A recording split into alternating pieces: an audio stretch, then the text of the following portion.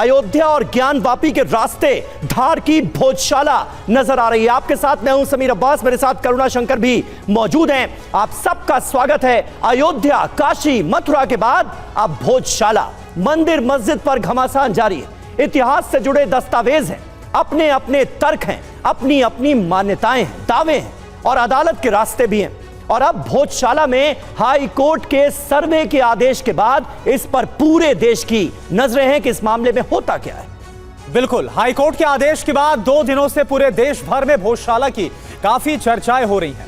मंदिर मस्जिद की बात हो रही है और आखिरकार क्यों भोजशाला और कमाल मौला की मस्जिद को लेकर अदालत ने सर्वे का फैसला दिया है, जिस पर रिपोर्ट 6 हफ्ते के भीतर आएगी। ये सवाल भी अब पूछे जा रहे हैं। जी हां, और इन तमाम सवालों पर आज हम भी करेंगे बात और एक क्लियर पिक्चर आपके सामने रखने की कोशिश करेंगे ताकि यह पूरा विवाद आपके समझ में आ जाए। कहा जा रहा है कि भोजशाला में सर्वे अयोध्या ज्ञानवापी की तर्ज पर ही होगा और सच सामने आएगा इस सर्वे के बाद, क्योंकि इससे पहले भी राम मंदिर मामले में सुप्रीम कोर्ट ने अपने फैसले का आधार एएसआई के सर्वे को माना था। काशी में ज्ञानवापी में साइंटिफिक सर्वे के बाद ही मंदिर के सबूत सामने आए। अब भोजशाला में भी सर्वे होना तय है। तो ऐसे में सवाल यह है कि क्या ज्ञानवापी की तरह भोजशाला भी खुलेगी? क्या यहां पर भी पूजा का अधिकार मिलेगा? क्या अयोध्या ज्ञानवापी की तरह है भोजशाला की जो रिपोर्ट है वो सामने आएगी? क्या ग्लोबल पोजिशनिंग सिस्टम से सब कुछ पता चल जाएगा, जिसको एक आधार भी एएसआई का सर्वे जो ज्ञानवापी में हुआ उसमें भी बनाया गया था?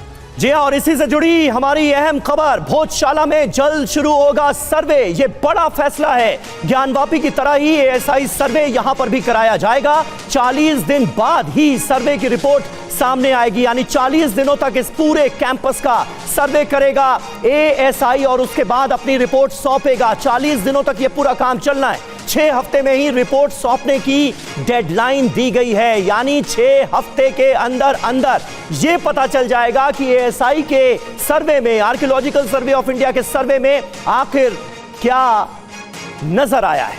हमारे साथ इस वक्त तमाम खास मेहमान मौजूद हैं। यतीमा चेतनानंद सरस्वती, हिंदू धर्मगुरु हमारे साथ मौजूद हैं। मुमताज आलम रिजवी साहब, मुस्लिम स्कॉलर हमारे साथ मौजूद हैं। दिनेश कपूर साहब भी हमारे साथ मौजूद हैं, इतिहासकार हैं।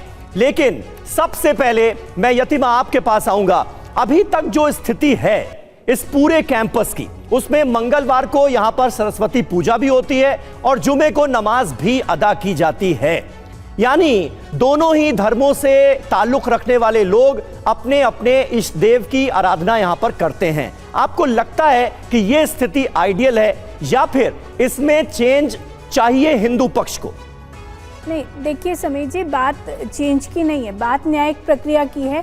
हम लोग न्यायालय में गए हुए हैं और ये तय होना चाहिए कि मंदिर परिसर था या ये आपकी इबादत गाह थी, मतलब ये मस्जिद है मुसलमानों की या ये सारा जो परिसर है ये हिंदुओं का था।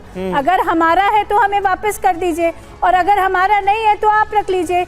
लेकिन ये स्थिति कभी भी तनावपूर्ण हो सकती है। मंगलवार को अभी आप देख रहे हैं कि किस तरीके से लगातार काशी में सर्वे को रोकने का प्रयास किया गया और किस तरीके से फिर वहाँ बल प्रयोग करके फोर्सेस ने वहाँ शांति व्यवस्था को कायम किया। तो देश के हालात बदलें, इससे पहले ये तय हो जाना चाहिए कि ये हमारा मंदिर है या मुसलमानों की इबादत गाह है। हमें अगर ये न्यायालय फैसला देता है कि मुसलमानों का है, इस पे अधिकार उनका है, तो हमें इसमें कोई एतराज़ नहीं है। लेकिन न्यायिक प्रक्रिया से ही ये तय हो सकता है, क्योंकि ऐसे बहुत से देश में स्थान है जो हिंदुओं के थे और उनको जबरन मुस्लिम आक्रांताओं ने छीनकर वहां पर मलबे से लेकिन आमतौर पर यह दलील दी जाती है एक पक्ष की तरफ से कि भाई हम यहां पर पूजा नहीं कर पा रहे हैं, दूसरा पक्ष ये कहता है, इस तरह के मामलों में अगर हम बात करें, धार्मिक स्थलों के अधिकार से जुड़े मुद्दों की बात करें, तो दूसरा पक्ष ये कहता है कि भाई हम यहां पर नमाज नहीं अदा कर पा रहे हैं। लेकिन यहां पर तो दोनों ही हो रहा है मुमताज आलम साहब। नहीं, बस एक दिन, अब मंगलवार की पूजा तो अभी प्रारंभ हुई है, नहीं तो जो पहला निर्णय था उसमें सिर्फ बसंत पंचमी को हिंदुओं को अधिकार दिया गया। एक दिन के अधिकार के बदले 52 दिन का अधिकार। आप मुझे बताइए, लेकिन फिर बाद में वो फैसला बदल दिया गया। डायटी की पूजा, आप क्या समीर जी, कोई भी मुसलमान क्या शुक्रवार को ही नमाज पढ़ता है? वो लगातार 5 वक्त नमाज पढ़ता है और लगातार पढ़ता है प्रतिदिन। हम लोगों को हमारे अधिकारों से यही हमारे साथ काशी नहीं, लेकिन देखिए विश्वास यतीमा हुआ। साल 2003 में जो एसआई की तरफ से एक समझौता तैयार किया गया था, जिसका जिक्र अभी किया गया कि मंगलवार के दिन ठीक है वहां पर पूजा होगी और शुक्रवार के दिन नमाज अता कर दी जाएगी, तो अब उसमें क्या दिक्कत है जब 2003 में ये सब कुछ तय हो गया था, समझौता हो गया था ना। सुनिए, हमारे यहाँ पूजा पद्धति एक दिन की नहीं है। हमारे यहाँ सुबह से प्रारंभ होता है 4 बजे से, ब्रह्म मुहूर्त से प्रारंभ होता है और ब्रह्म मुहूर्त से प्रारंभ होकर उनका भोग लगता है, उनको विश्राम कराया जाता है, शाम की आरती होती है। आप मंगलवार के दिन एक ही दिन अपने यानी आपका कहना है कि वो जो समझौता था वो गलत था, वो समझौता जो किया गया था वो गलत था। समझौता उस समय करवा लिया गया क्योंकि उस समय की जो सरकारें थी, जो परिस्थितियां थी, वो ठीक है, अब परिस्थितियां अलग नजर आ रही है। मुमताज आलम साहब, क्या दूसरा पक्ष भी इस मामले में यही चाहता है कि वहां पर जो पूजा अभी तक हो रही है वो दूसरा पक्ष बंद कर दे और पूरे राइट्स जो हैं वो मुसलमानों को मिले, या फिर जो मौजूदा स्थिति है कि भाई पूजा भी हो रही है मंगलवार को और शुक्रवार को नमाज भी हो रही है, इस स्थिति से आप लोग संतुष्ट हैं? देखिए, मुझे लग रहा है कि हिंदुस्तान का जो ताना बाना है वो सेकुलरिज्म है और गंगा जमनी तहजीब है। और मुग़लों की जब बात आती है तो हम अकबर बादशाह का जिक्र करते हैं कि उन्होंने दीन इलाही चलाया था, तमाम मज़ाहिब जो है वो एक छत के नीचे आ करके पूजा पाठ करें, नमाज पढ़ें और तमाम जो भी इबादतें हैं वो करें। तो ये तमाम चीज़ें हैं।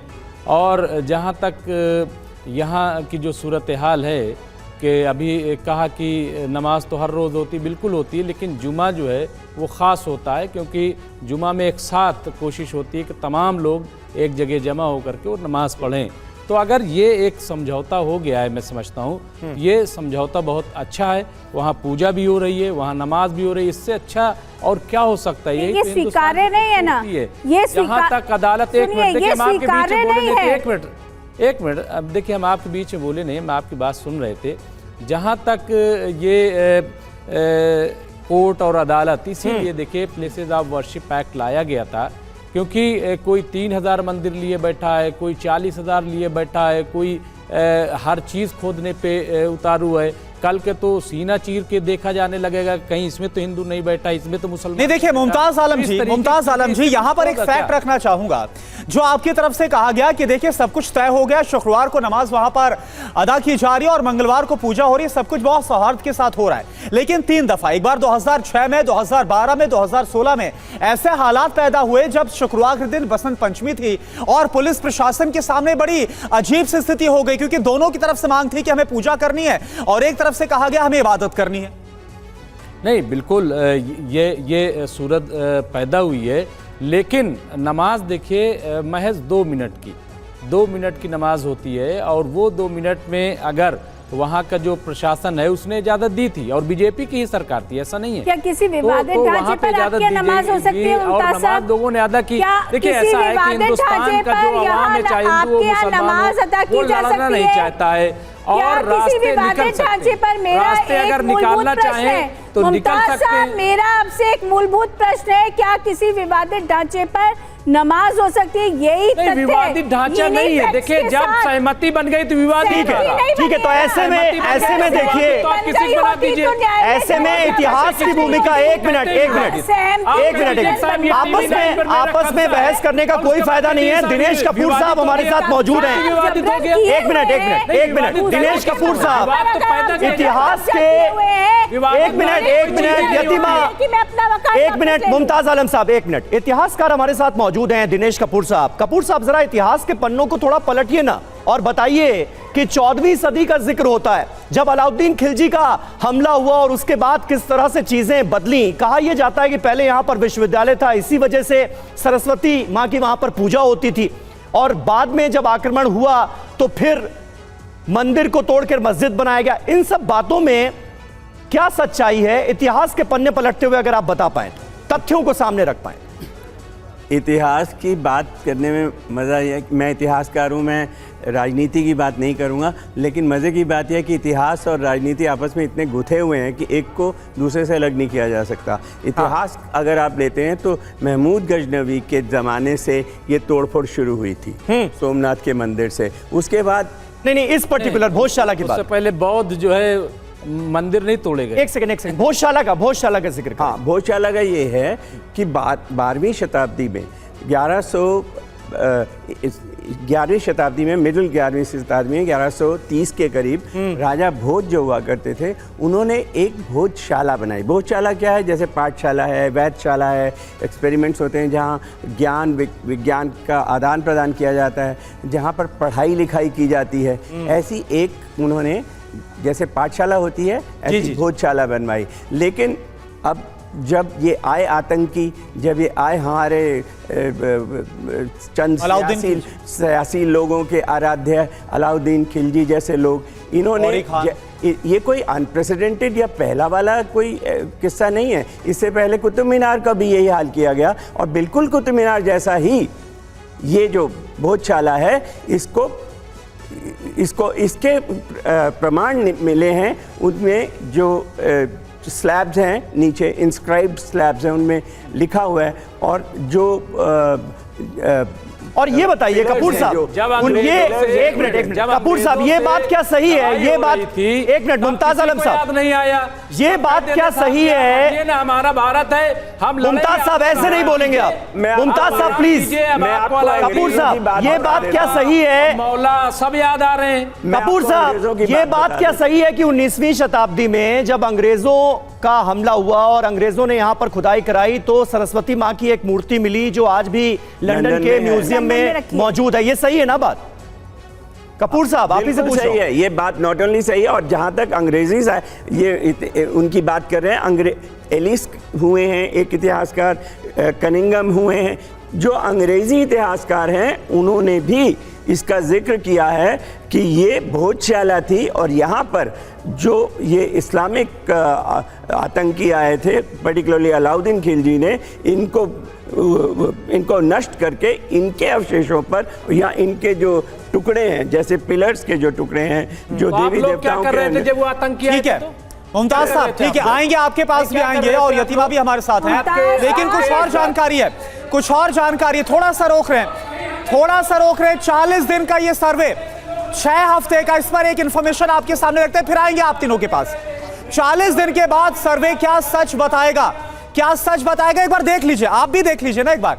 भोजशाला पर जो डेडलाइन है वो 6 हफ्ते की रखी गई है, तो 22, आप देखिए तारीख 22 अप्रैल 2024, ये वो तारीख है, यानी 40 दिन के बाद ये तारीख पड़ेगी। भोजशाला पर जो डेडलाइन है वो दी गई है 22 अप्रैल 2024 तक रिपोर्ट सौंपनी है। हाईकोर्ट का क्या आदेश है?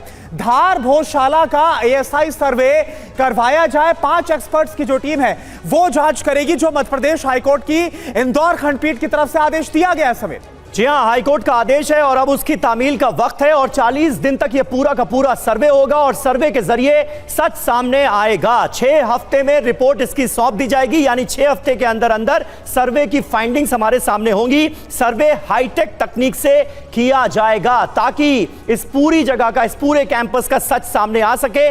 ग्राउंड पेनिट्रेटिंग रडार सिस्टम का इसमें प्रयोग होगा, ग्लोबल पोजिशनिंग सिस्टम का भी इसमें इस्तेमाल किया जाएगा और इसके जरिए सर्वे को अंजाम दिया जाएगा। कार्बन डेटिंग प्रक्रिया का भी इसमें इस्तेमाल किया जाएगा, यानी पूरी तरह से एक साइंटिफिक सर्वे ASI की तरफ से किए जाने की बात की गई है। भोजशाला में सर्वे के फैसले के बाद TV9 भारतवर्ष के संवाददाता धार पहुंचे थे, आपको उनकी एक रिपोर्ट भी दिखाते हैं।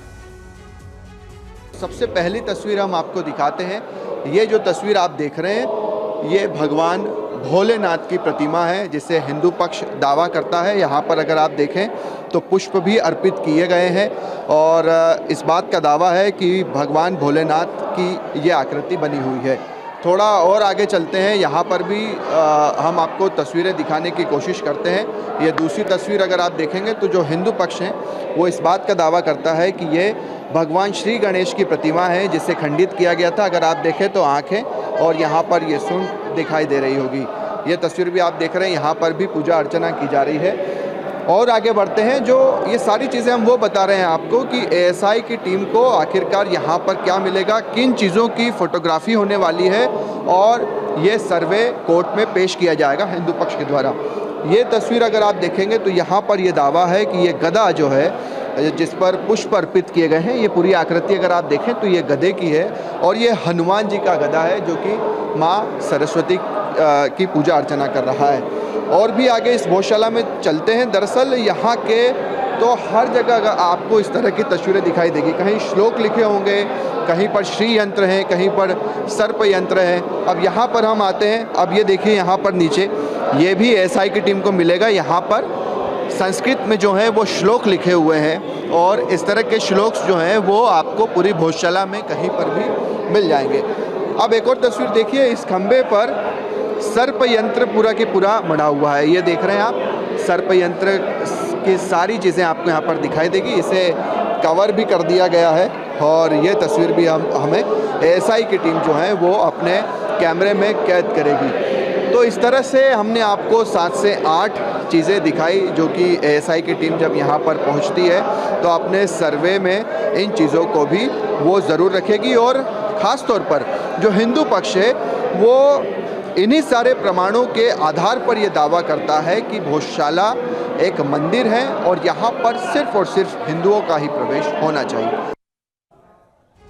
तो शुभम की आपने ये रिपोर्ट देखी, हमारे साथ मुमताज साहब मौजूद हैं। मुमताज साहब ये बताइए, ऐसा नहीं कि इससे पहले सर्वे हुआ नहीं है, आर्कियोलॉजिकल सर्वे ऑफ इंडिया का भोपाल सर्कल सर्वे कर चुका है और उसमें भी ये बात सामने आई थी कि मस्जिद के निर्माण में मंदिर की, सरस्वती मंदिर की पुरानी संरचना का इस्तेमाल किया गया, यानी पहले यहाँ पर मंदिर था, इसके सबूत मिले हैं। अब अगर साइंटिफिक सर्वे हो रहा है 40 दिन तक हाईकोर्ट के आदेश पर और उसके बाद ये तथ्य सामने आ जाता है कि भाई ऐसा ही था, तो क्या मुस्लिम पक्ष को बड़ा दिल दिखाते हुए आगे आकर ये कैंपस हिंदुओं को सौंपना चाहिए, इस पर विचार होना चाहिए क्या?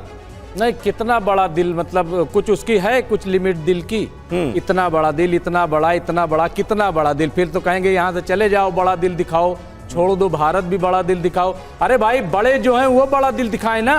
भाई जो बड़े लोग हैं, हम तो माइनॉरिटी में हैं, लेकिन जो मेजॉरिटी में है तो बड़े भाई है, बड़ा दिल वो उनको दिखा।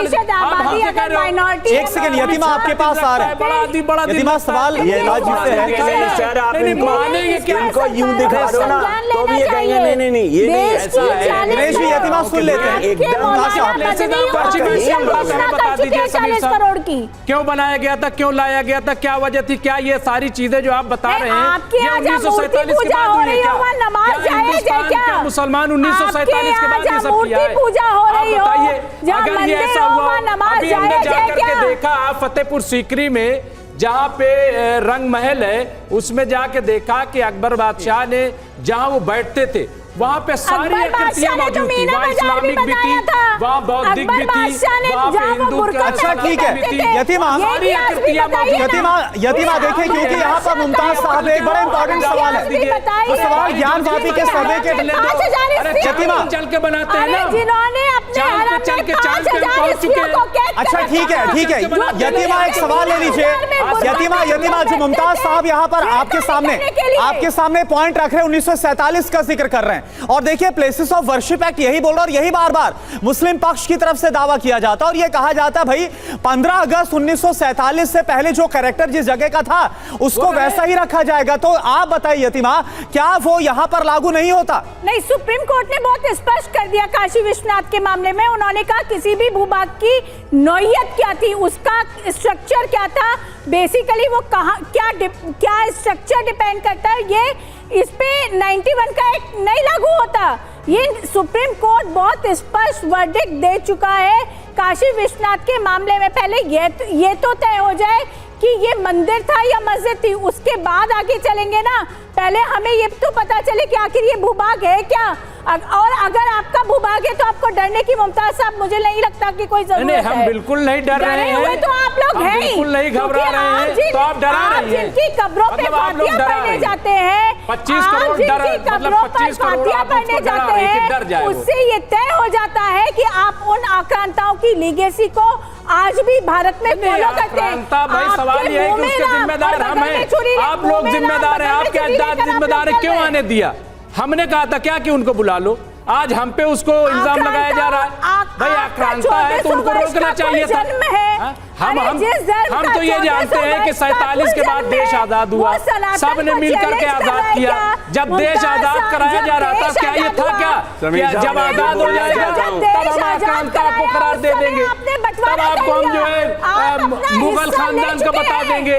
देखिए ऐसा है, ये राजनीति है। ठीक है, आप दोनों लोग एक साथ ना बोलिए, एक साथ ना बोलिए। मुमताज साहब, यतीमा, आप दोनों साथ में ना बोलिए। थोड़ा कपूर साहब के लिए भी छोड़ दीजिए, थोड़ा सा कपूर साहब के लिए भी छोड़ दीजिए। कपूर साहब इतिहासकार हैं, जरा उनको भी सुनिए। कपूर साहब, क्या लगता है अदालत में भी इस तरह की गर्मा गर्म बहस तो होगी, दोनों तरफ से दलीलें तो रखी जाएंगी। यहां पर जो इतिहास का पहलू है, इस स्थान से जुड़ा जो ऐतिहासिक पहलू है, वो कितना महत्वपूर्ण साबित होने वाला है इस केस में?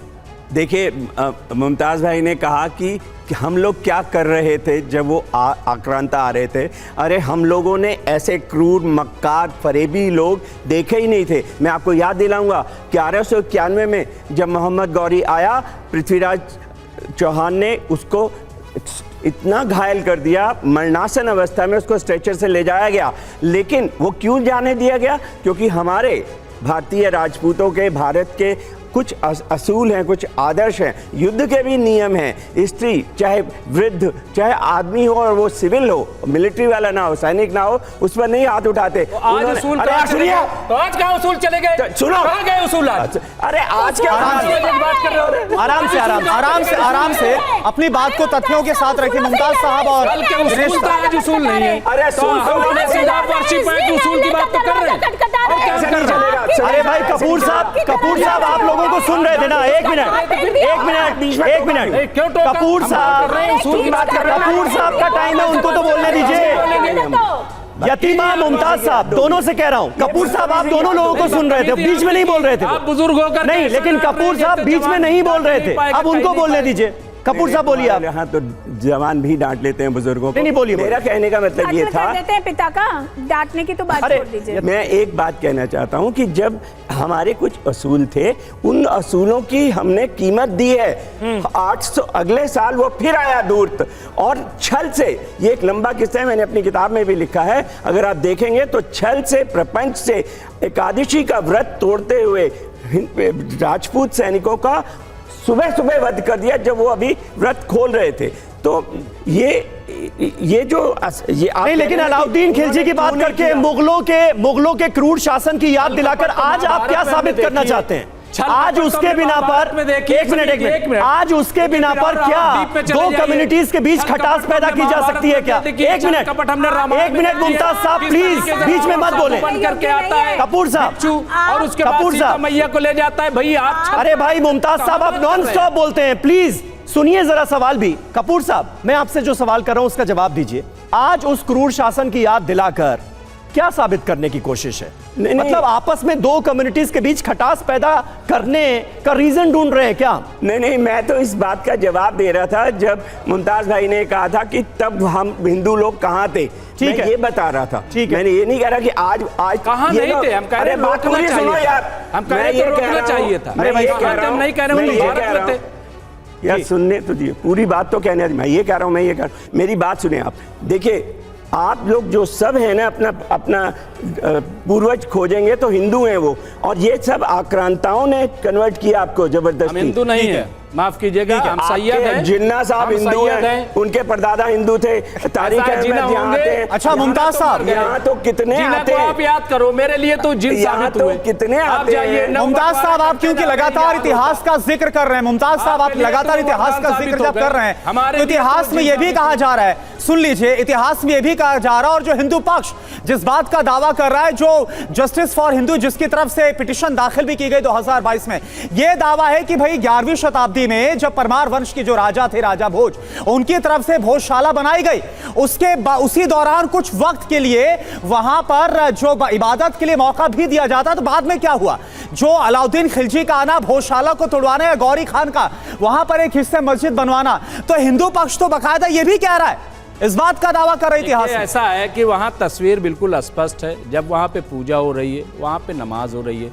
आज भी हम देखते हैं कि बहुत जगह ऐसा होता है कि अरे ये नमाज एक्सेप्ट नहीं की जाएगी, क्योंकि वो एक्सेप्ट कुरान में लिखा है किसी दूसरे की इबादत की जगह पर अगर आप बिल्कुल, लेकिन इजाजत से, सहमति से, समझौता से ही नहीं। भाई आप देख, मैं क्या कह रहा हूँ, अरे भाई मैं आपके यहाँ आया हूँ, एक मिनट कपूर साहब, मैं आपके एक मिनट, ये कहेंगे जी ये मंदिर है, सुनिए कपूर साहब, मैं आपके यहाँ आया हूँ, आपके यहाँ आया, आपसे हमने इजाजत मांगी, आपने कहा कि नमाज पढ़ लीजिए, तो नमाज होगी कि नहीं होगी? नहीं, नहीं होगी कि नहीं होगी? इजाजत कहाँ से मांग ली? वही तो कह रहे हैं, तो समझाओ। इसीलिए फैसला करने के लिए अदालतें हैं। फैसला करने के लिए अदालतें हैं और अदालतों के फैसले पर चाहे किसी भी कम्युनिटी से ताल्लुक रखने वाले लोग हैं, उनको पूरा भरोसा भी है।